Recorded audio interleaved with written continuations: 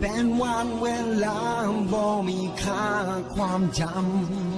ำเป็นคืนที่ซ้ำหัวใจ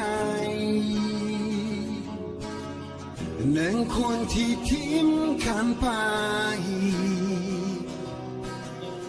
จะเก็บเอาไว้เหตุงาน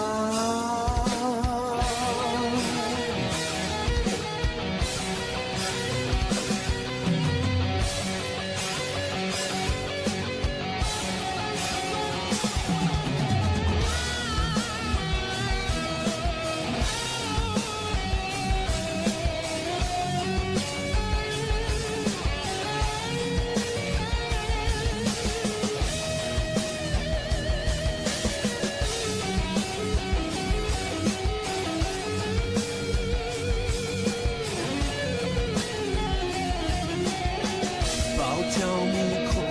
อื่นแล้วเพราะว่าเจ้ามีคนที่ดีกว่าอย่ามัวแต่ฝืนความทรงจำความทรงจำที่มันเน่าเปื่อยเบื่อแล้วเจ็บมาแล้ว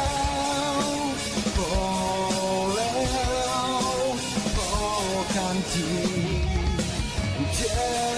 มีมันบาดเลิกเข้าไปข้างในใจ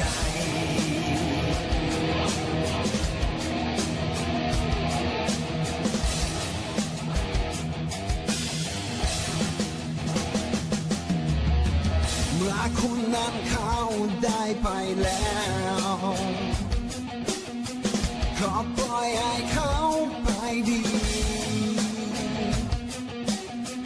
บอกเตือนตัวเองเอาไว้ให้เข้าใจอย่าไปวุ่นวายกับเขาเลยเบื่อแล้วเจ็บแล้วพอแล้วพอกันทีเจมีมันบาดเลิกเข้า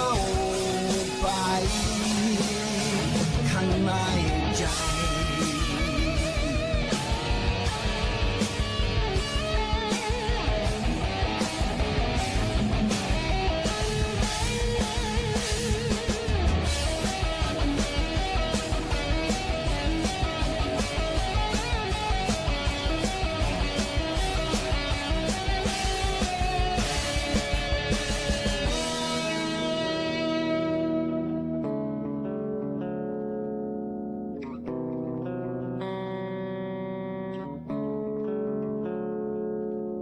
เบื่อแล้ว